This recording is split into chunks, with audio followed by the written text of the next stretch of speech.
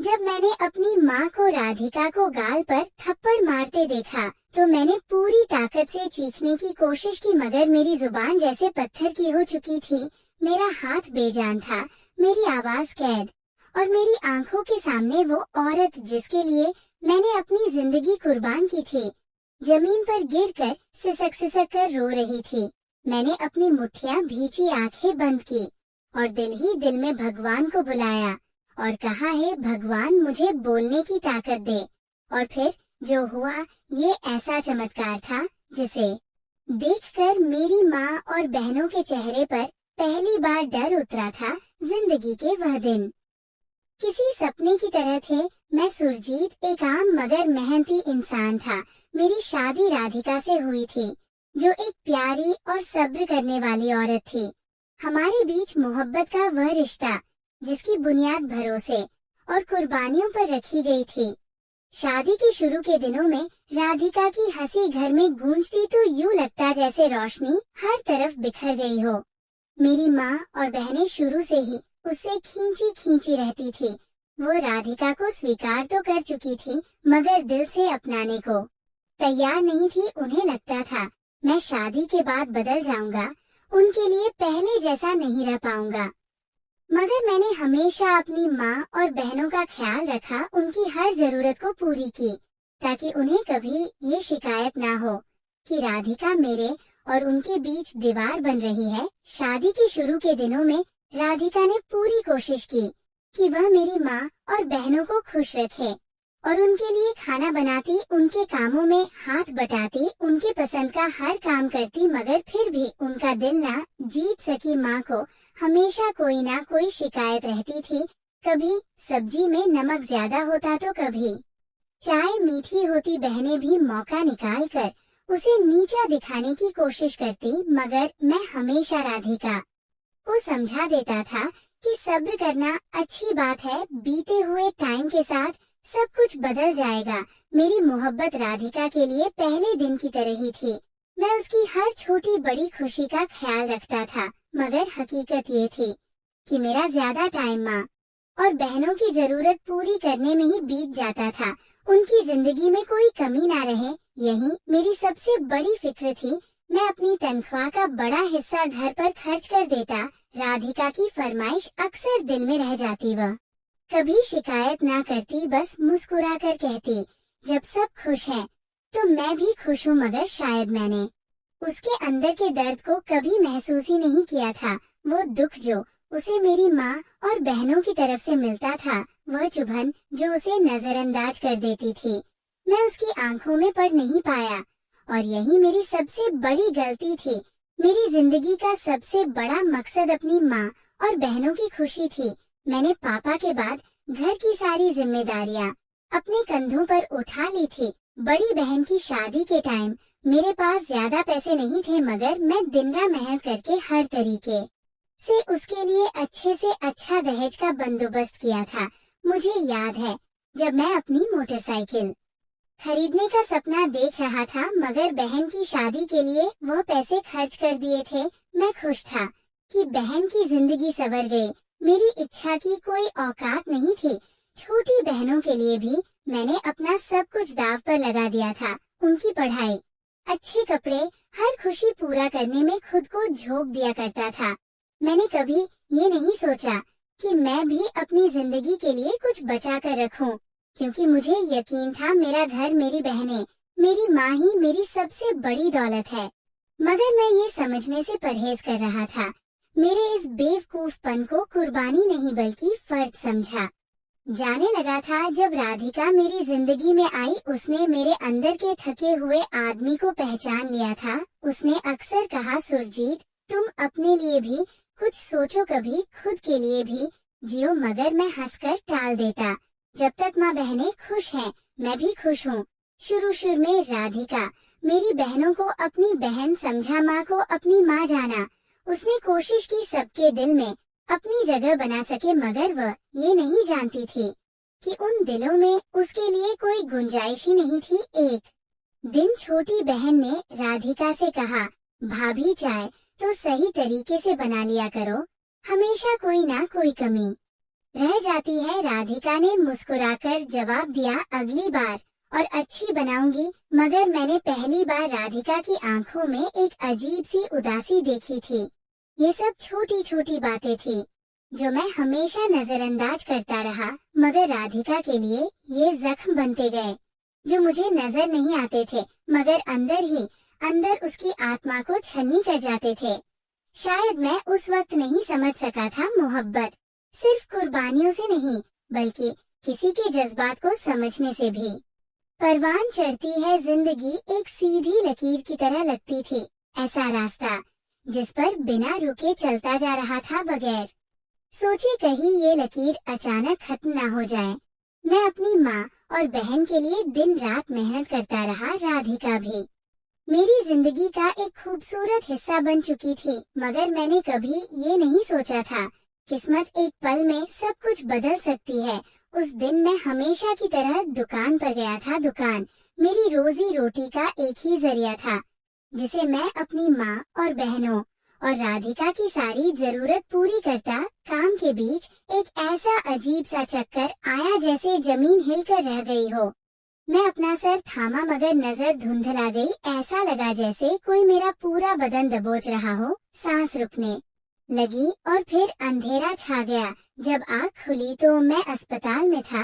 राधिका मेरे पास बैठी थी, आंखों में डर और चेहरे पर बेबसी की परछाइयां साफ नजर आ रही थी। माँ और बहनें भी वही खड़ी थी, मगर उनके चेहरे पर फिक्र कम और हैरानी ज्यादा थी, जैसे वह यकीन ना कर पा रही हो कि मैं बीमार पड़ सकता हूँ। डॉक्टर ने बताया यह पैरालाइज अटैक था और अगर सावधानी ना बरती गई तो हालात और ज्यादा बिगड़ सकते हैं।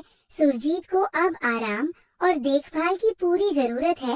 पैरालाइज शब्द सुनकर मेरे बदन में जैसे बिजली बनकर गिरा। मैं जो हमेशा सबका सहारा था, अब खुद ही किसी सहारे का मोहताज हो जाऊंगा। मैंने बोलने की कोशिश की, मगर मेरी जुबान लड़खड़ा गई। मैंने अपना हाथ उठाना चाहा, मगर वो जैसे वो नहीं उठा। माँ और बहनों ने एक दूसरे की तरफ अजीब नजरों से देखा और फिर चेहरे पर जबरदस्ती की फिक्रमंदी सवार कर ली। राधिका ने मेरे हाथ को थामा। उसकी आंखों में आंसू थे, मगर उसके होठों में एक मजबूती थी, जैसे वो कह रही हो, मैं तुम्हें गिरने नहीं दूंगी। मगर मुझे नहीं मालूम था कि जो लोग मेरे इतने करीब थे वही मेरे गिरने का इंतजार कर रहे थे। मैं अस्पताल से घर तो आ गया था, मगर पहले जैसा कुछ भी नहीं था। मेरा जिस्म कमजोर हो चुका था, दोनों हाथ बेजान हो गए थे और सबसे तकलीफ वाली बात और हकीकत ये थी, मेरी जुबान मेरा साथ छोड़ चुकी थी। मैं बोलना चाहता था, सब कुछ कहना चाहता था, मगर शब्द मेरे होठों तक पहुंचने से पहले ही कहीं खो जाते थे। राधिका हर वक्त मेरा ख्याल रखती थी। वो मेरे हर काम में मेरी मदद करती, मेरे कपड़े बदलने में मेरी सहायता करती, यहाँ तक रातों को भी जागकर मेरी जरूरत का ख्याल रखती थी। उसकी आंखों में नींद की कमी और थकान को देखकर मैं दुख में हो जाता, मगर वह कभी कोई शिकायत ना करती। लेकिन मेरी माँ और बहनों का व्यवहार धीरे धीरे बदलने लगा था। पहले पहले वह कुछ दिनों तक मुझसे हमदर्दी जताती रही, मगर जैसे जैसे टाइम बीतता गया उनके चेहरे पर वही पुरानी तेजी लौटने लगी। मैं चुपचाप से सब कुछ देखता था, मगर बोल ना पाता। एक दिन जब राधिका मुझे खाना खिला रही थी तो मेरी माँ ने उसे गुस्से में कहा, ये सब सारी जिंदगी नखरे उठाती रहोगी, हमारी बहू तो नर्स बन गई है। मेरी बहन हंसी और बोली, मम्मी अब ये हमारी सेवा के काबिल तो नहीं रहा, कम से कम उसकी पत्नी ही कुछ करे। मेरा दिल चाहा कि मैं कुछ कहूँ, ये वही औरत है जिसे मैंने हमेशा तुम लोगों के बाद देखा। अब जब मैं कमजोर हूँ तो तुम उस पर ताना कस रहे हो, मगर मैं कुछ ना कह सका। रात मेरी प्लेट आगे की और कहा, आप लोगों को ये सब अच्छा नहीं लगता तो क्या मैं अब इस घर से चली जाऊं? मेरी माँ की आंखों में एक चमक सी आ गई, जैसे वह उसी पल का इंतजार कर रही थी। उन्होंने जल्दी कहा, कोई जबरदस्ती नहीं, अगर तुम्हें ये सब पसंद नहीं है तो जा सकती हो। मेरा दिल धक से रह गया। मैंने राधिका की तरफ देखा, उसकी आंखें भर आई थी। मैं बोलना चाहता था, चीखना चाहता था, मगर मेरी जुबान मेरा साथ नहीं दे रही थी। मेरी माँ और बहनों का ये व्यवहार दिन ब दिन बढ़ता जा रहा था। जब मैं सेहतमंद था, मुझे अपना सहारा समझते थे, मेरी कमाई पर हक जताती थी।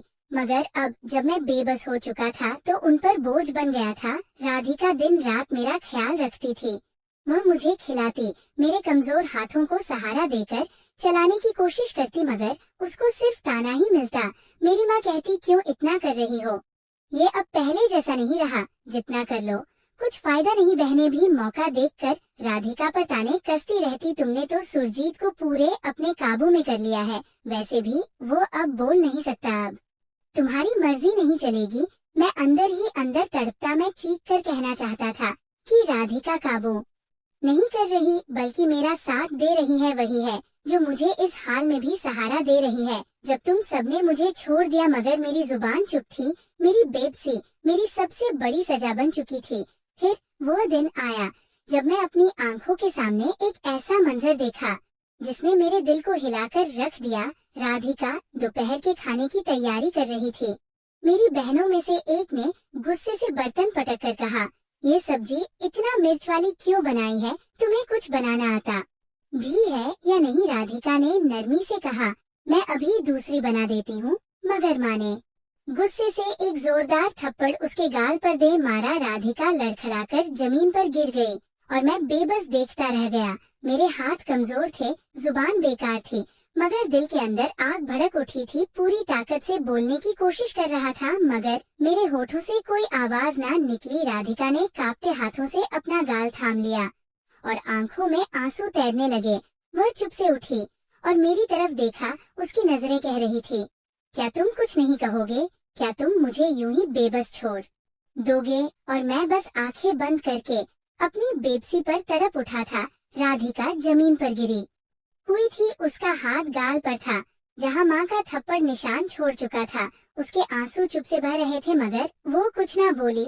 शायद उसे मेरी चुप्पी का अंदाजा हो चुका था। मेरी माँ और बहनें ऐसे खड़ी थी जैसे कुछ हुआ ही ना हो। माँ ने रूखे शब्दों में कहा, चलो उठो और जाकर खाना दोबारा बनाओ। राधिका ने एक नजर मेरी तरफ देखा और मेरी आत्मा जैसे अंदर से टूट गई हो। मैं चीखना चाहता था, सबको झकझोरना चाहता था, मगर मैं सिर्फ अपनी आंखों से आंसू बहा सकता था। मैं कुछ नहीं कर सकता था ना। मेरे हाथ में जान थी, मेरी जुबान कैद थी। मैं अपनी पत्नी को जालिमों के बीच तड़पता छोड़ चुका था। राधिका ने अपने आंसू पोंछे और चुपचाप रसोई की तरफ चल दी। वो हर पल मुझसे दूर होती जा रही थी। मैं जानता था कि राधिका हर बीते दिन अब थकती जा रही थी और मैं उस पर होने वाले अत्याचार को नहीं रोक सका था। जब राधिका चली गई तो माँ ने मेरी तरफ देखा और सर झटक कर कहा, सुरजीत, औरतों को अगर सर पर चढ़ा दिया जाए तो वह मर्द की गर्दन पर सवार हो जाती है। हमने राधिका को अपने दिल में जगह दी, मगर अब वो हम पर हुक्म चलाने लगी है। मेरी बहन ने ठहाका लगाया, अब भाई तो कुछ कह भी नहीं सकता। राधिका तो मजे में है। मैं अपनी मुट्ठियों को जोर से बंद करना चाहता था, लेकिन नाकाम था। वही मुट्ठियां जो किसी जमाने में उनकी खुशियों के लिए खुलती थी, आज बेजान हो चुकी थी। काश मैं बोल सकता, काश मैं आपको बता सकता वह कितने बदल चुके हैं। रात को राधिका मेरे पास बैठी रो रही थी, मगर उसने एक शब्द भी कुछ न कहा। पहले वह अक्सर मेरे हाथों को पकड़कर तसल्ली देती थी, मगर आज वह मुझसे दूर हो चुकी थी। मैंने बेबसी से आंखें बंद की, मगर दिल में एक सवाल गूंज रहा था, अगर मैं हमेशा के लिए ऐसा ही रहा तो क्या राधिका भी मुझे छोड़ देगी? अगले दिन चुप्पी में भी थी। राधिका ने माँ और बहन के खिलाफ कुछ नहीं कहा, ना ही वो कुछ कह सकती थी। अब वह मुझसे कम ही बात कर रही थी। उसे पता चल गया था कि मैं उसके लिए अब कुछ नहीं कर पाऊंगा। मोहल्ले की औरतें आती, मेरी माँ से हमदर्दी जताती, बेटा बीमार हो गया, सारा बोझ आप पर आ गया है। माँ अफसोस भरे शब्दों में कहती, हाँ बहन, बेटा कमाने लायक नहीं रहा। बहू ने भी जिद पकड़ ली है, कहती है मैं ये सब नहीं संभाल सकती। राधिका जो रात दिन मेरी देखभाल में लगी रहती थी, उस पर इल्जाम लगाया जा रहा था। वो घर का बोझ नहीं संभालना चाहती। एक दिन माँ की एक सहेली आई, उसने धीरे से कहा, बहन सुरजीत का क्या होगा? अब ये बेचारा शायद कभी ठीक नहीं होगा, ऐसे ही रहेगा। तुम्हें कोई दूसरा रास्ता सोचना चाहिए। माँ ने आंसुओं से आंखें भर ली और धीरे से बोली, बस भगवान से प्रार्थना की जा सकती है, उसकी जिंदगी आसान कर दे, कोई ऐसी राह निकाल दे जो सबके लिए ठीक हो। रात को राधिका मेरे पास बैठी थी, उसकी आंखों में थकान थी और मैं जानता था ये सिर्फ जिस्मानी थकन नहीं थी, बल्कि अब वो हार चुकी थी सुरजीत। उसने मेरे चेहरे की तरफ देखे बगैर कहा, यहाँ मेरा दम घुटने लगा है, मेरे दिल में धड़का सा उठा। मैंने उसे रोकने के लिए हाथ उठाने की कोशिश की, मगर बेजान हाथों में कोई हरकत ना हुई। मैं जानती हूँ तुम कुछ नहीं कर सकते। राधिका की आवाज भारी हो गई, मगर तुम कुछ कहना भी नहीं चाहते। जो कुछ हो रहा है वह ठीक है। मैं क्या कहता, क्या बताता कि मैं अंदर से टूट चुका हूँ, मगर मेरा जिस्म और जुबान मेरे कैद में नहीं। राधिका ने मेरी आंखों में झांका, जैसे वो आखिरी उम्मीद तलाश कर रही हो। मगर जब मैंने कुछ न कहा तो वो धीरे से उठी और चुप से कमरे से बाहर चली गई। दरवाजे के पीछे माँ और बहनों की धीरे धीरे बातें सुनाई दे रही थी। ये ज्यादा दिन नहीं रहेगी, बस अब वक्त आ गया है। मेरा दिल डूबने लगा। ये क्या सोच रही थी?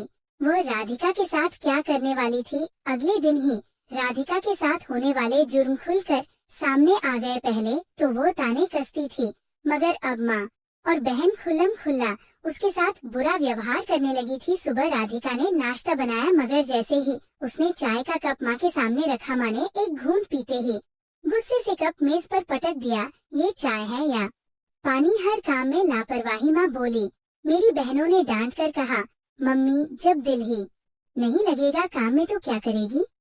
राधिका ने नरमी से कहा, मम्मी अगर चाय अच्छी नहीं बनी तो मैं दूसरी बना देती हूँ।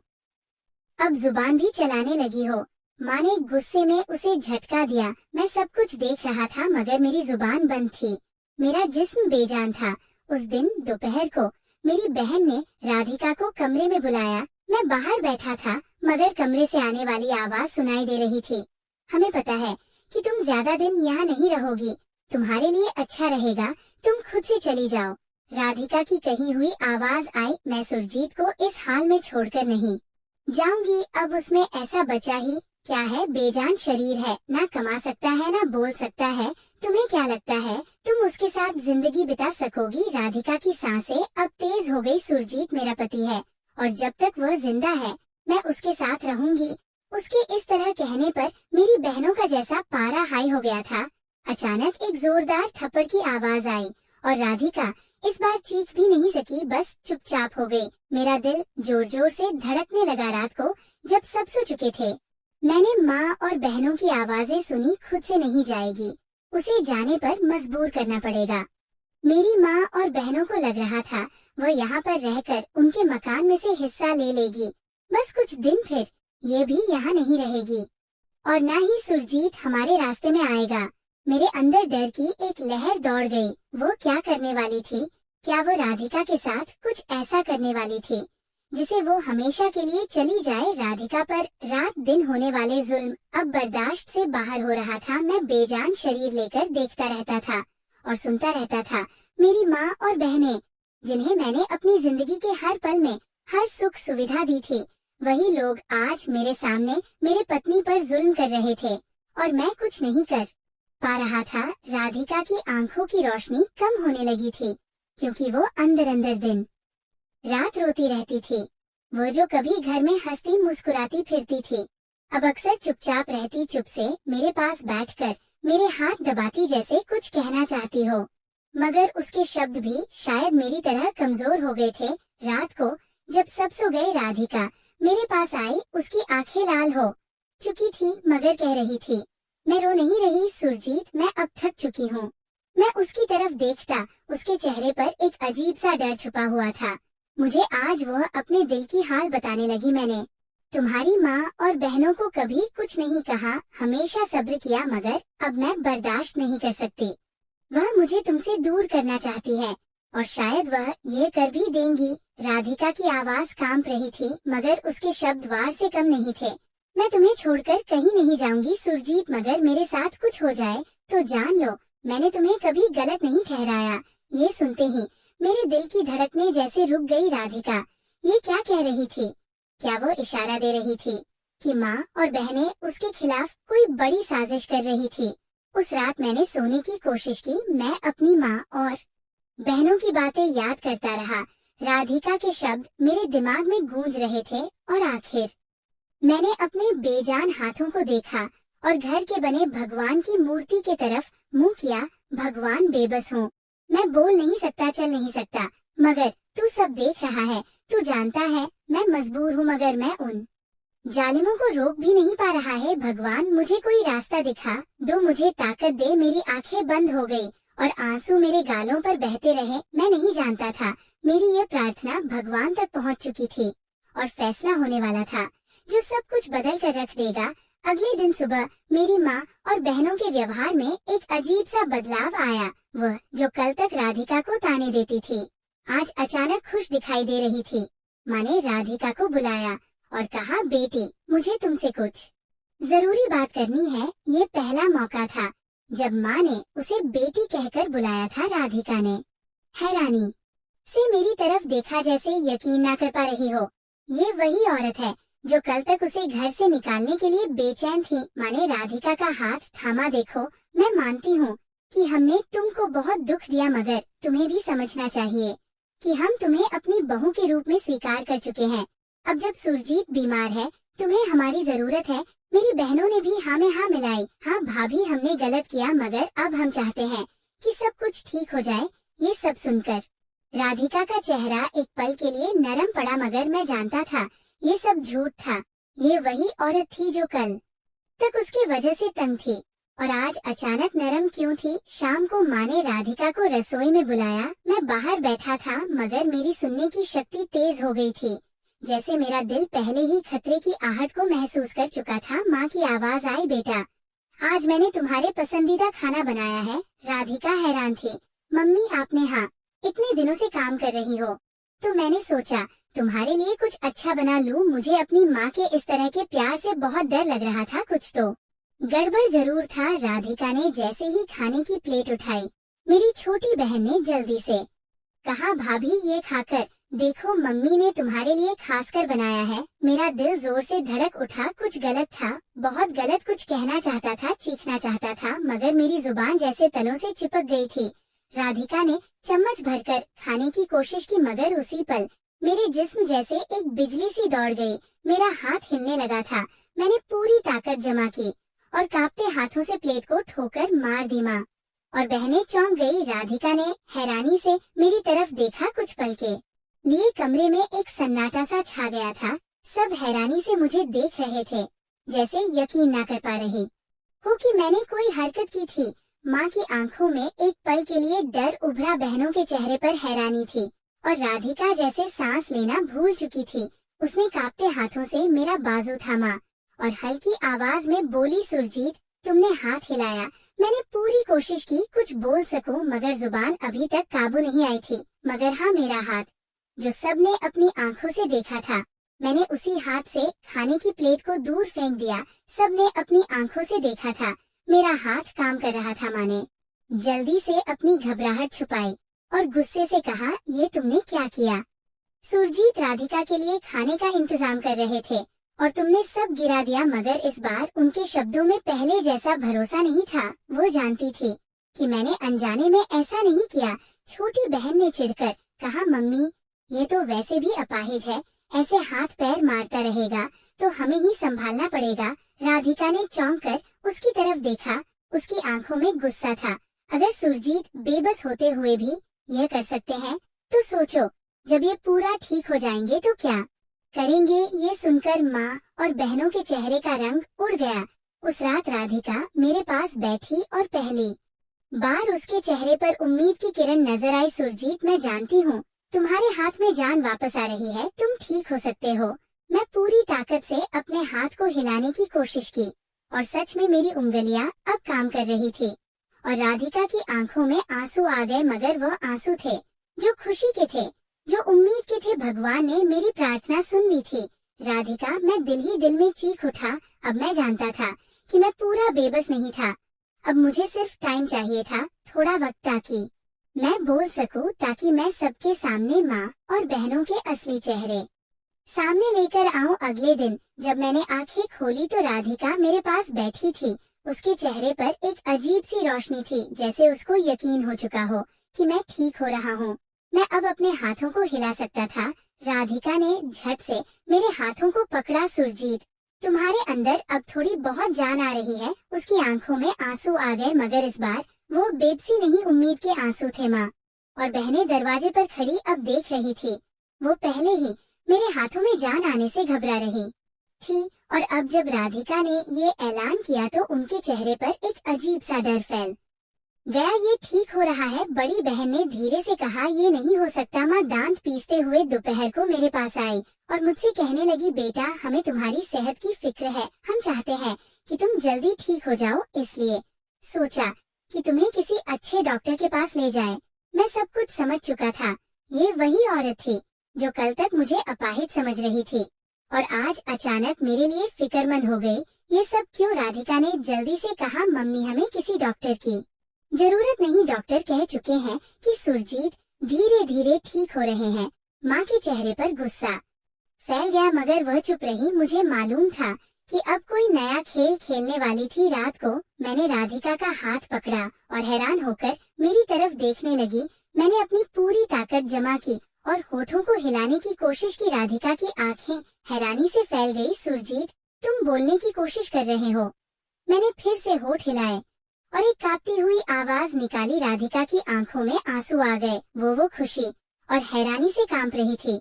इससे पहले कि वह कुछ कहती, मैं पूरी ताकत लगाकर एक और शब्द कहा। बस मेरे एक शब्द ने पूरे घर को हिलाकर रख दिया था। राधिका ने मेरे चेहरे को देखा। उसकी आंखों में यकीन और खुशी का समंदर था, मगर दरवाजे पर खड़ी मेरी माँ और बहनों के चेहरों का रंग एकदम फीका पड़ गया था।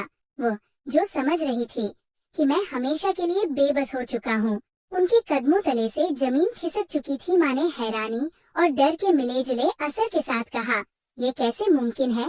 राधिका ने मजबूत आवाज में कहा, भगवान की कृपा है, मेरे सुरजीत अब ठीक हो रहे हैं, और जब ये पूरा ठीक हो जाएंगे तब क्या होगा यह आप लोग अच्छी तरह जानते हैं। माँ और बहनों की आंखों में पहली बार एक हकीकत का डर उभरा। पहली बार मैंने उनकी आंखों में डर देखा। अगले दिन मैंने अपनी पूरी ताकत लगाकर और ज्यादा शब्द कहने की कोशिश की। राधिका ने मुझे सहारा दिया और जब मैंने अपने होंठ हिलाए तो मेरी कमजोर आवाज में एक और शब्द निकले, मैं सब जानता हूँ। माँ के हाथ से पानी का गिलास गिर गया। ये झूठ बोल रहा है, बड़ी बहन ने घबराकर कहा। नहीं, राधिका ने मुस्कुराते हुए कहा, ये सच बोल रहे हैं, अब सबको सच सुनना पड़ेगा। बहनों की जुबान लड़खड़ाने लगी।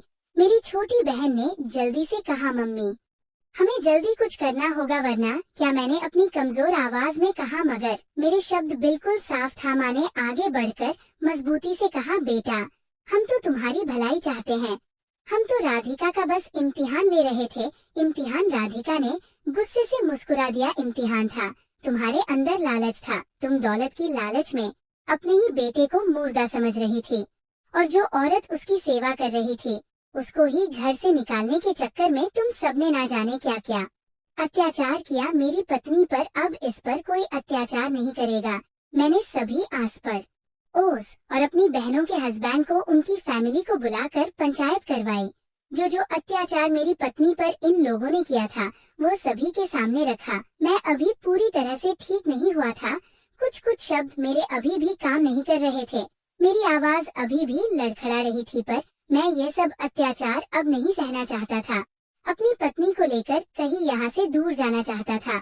जब मैं बेबस था तो मेरे साथ सब वही शुरू किया जैसे मैं उनके लिए कोई बोझ हूँ। माँ चिल्ला उठी, मगर राधिका ने सबके सामने माँ के कहे गए शब्द दोहराए। बहनों की वह बातें सुनी जो मैंने अपनी बेबसी के बीच सुनी थी। मोहल्ले की औरतों ने एक दूसरे को देखा। मेरी चाची ने कहा, दीदी अगर ये झूठ बोल रही है तो फिर सुरजीत कैसे सब जानता है?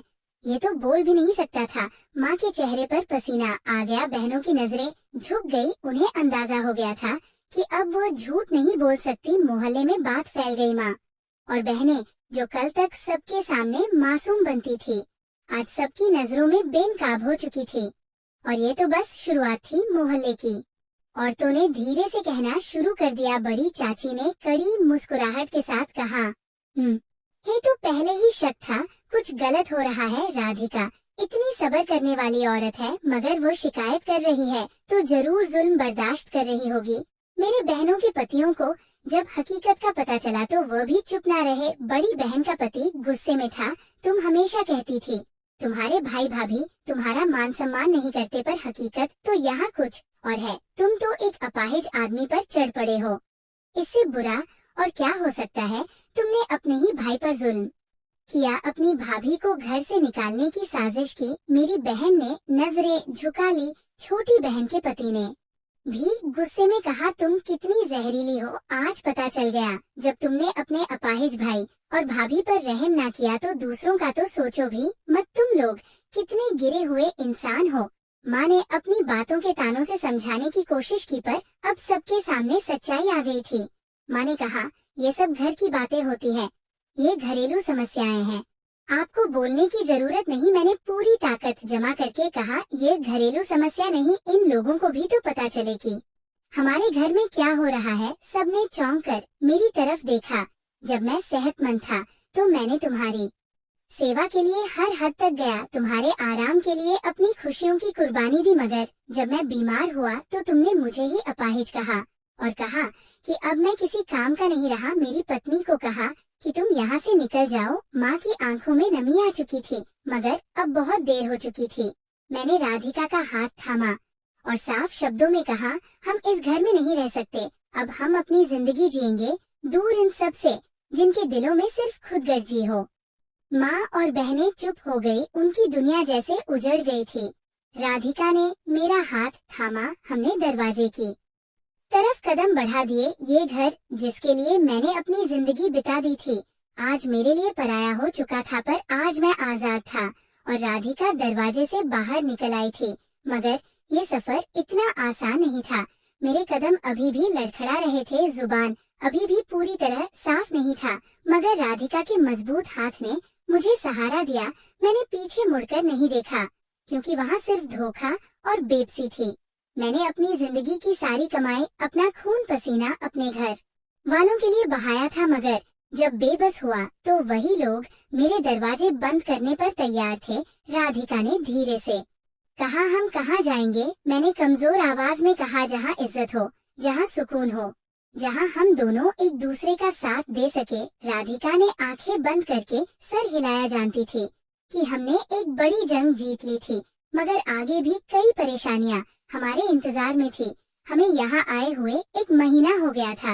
हम दोनों ने एक किराए का घर लिया। राधिका पढ़ी लिखी थी, उसने कपड़े की पैकिंग फैक्ट्री में रात की जॉब ढूंढी। दिन को वह मेरी देखभाल करती थी और रात को वह कपड़ों की पैकिंग किया करती थी। इस तरह हमारा गुजर बसर हो रहा था, पर कहने में जितना आसान था, करने में उतना ही मुश्किल था। राधिका बहुत थक जाती थी, लेकिन अब यहाँ पर आकर बड़े सुकून में थी और हमेशा मुस्कुराती रहती थी और मेरा हौसला बढ़ाना नहीं छोड़ती थी।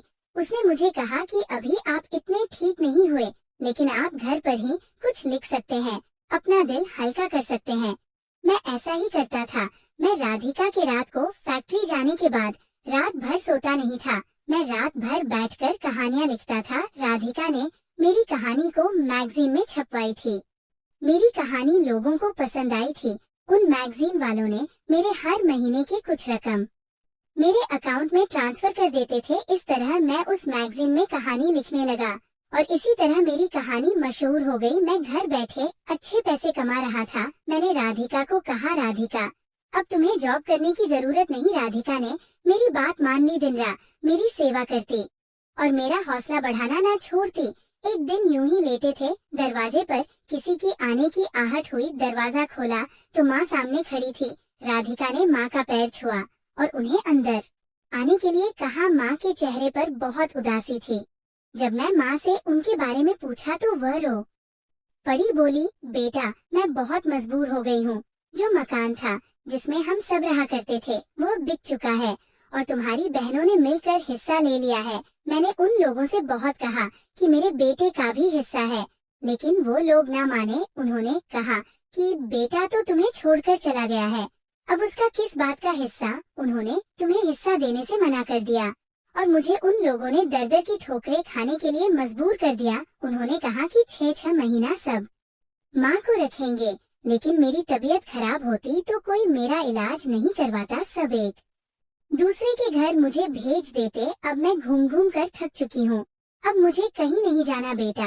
मुझे तेरे पास ही रहना है। शायद उनके अंदर इतनी जान भी नहीं थी कि वह कुछ कर पाती। राधिका ने तुरंत उनको माफ कर दिया और कहा कि मैं हूँ आपकी बेटी, आपको कहीं जाने की जरूरत नहीं, मैं आपकी सेवा करूंगी। वही राधिका ने सबसे पहले माँ को माफ कर दिया था जिसने उसके ऊपर इतना अत्याचार किया था। राधिका ने मुझे कहा कि माफ करने वाला भगवान की नजरों में सबसे बड़ा और अच्छा इंसान होता है, और ये तो हमारी माँ है, और फिर ये तो हमारी जिम्मेदारी है। अगर ये मजबूर हैं, तो हम इनको नहीं छोड़ सकते। मैं हैरान होकर राधिका की तरफ देखने लगा। राधिका का दिल सच में बहुत बड़ा था। फिर हम तीनों मिलकर रहने लगे। कुछ दिन के बाद राधिका ने एक चांद से बेटे को जन्म दिया। माँ अब राधिका से बहुत खुश रहती है और अपने पोते के साथ हमेशा खेलती रहती है।